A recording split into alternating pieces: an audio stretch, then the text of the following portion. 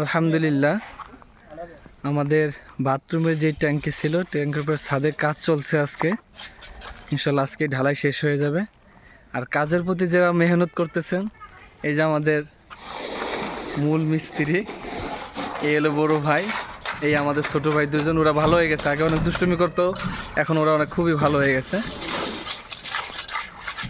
আসসালামু আলাইকুম। এরপর হচ্ছে আমাদের মোটামুটি বাথরুমের দরজা লাগানো এবং গ্রিল লাগানো শেষ হয়েছে। এই যে গ্রিল লাগানো এবং এই যে ওরা ঢালাইয়ের মাল দিচ্ছে। ওরা খুবই সবে একই বয়সের এবং কাজ করতে খুব স্বাচ্ছন্দ্যবোধ আনন্দের সাথে কাজ করে দুজনেই, সবাই আনন্দের সাথে কাজ করে। এবং আমাদের ভিতরে প্রতিটা রুমের মোটামুটি ইট দিয়ে সিলিং বিছানোর পরে এই হলো রুম এবং বারান্দাও সিলিং বিছানো হয়ে গেছে।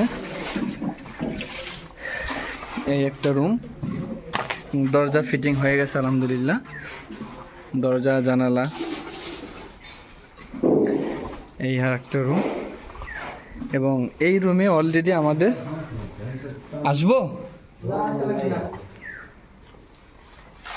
এই রুমে অলরেডি আমাদের প্লাস্টার শুরু হয়ে গেছে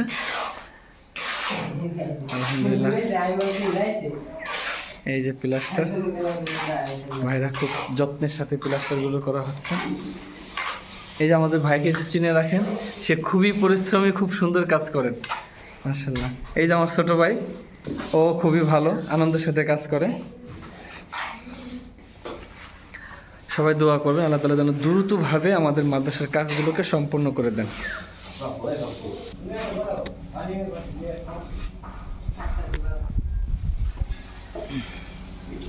এবং টিনের উপরে আমরা ফোম দিয়েছি টিনের নিচ দিয়ে, যাতে করে গরমটা কম লাগে।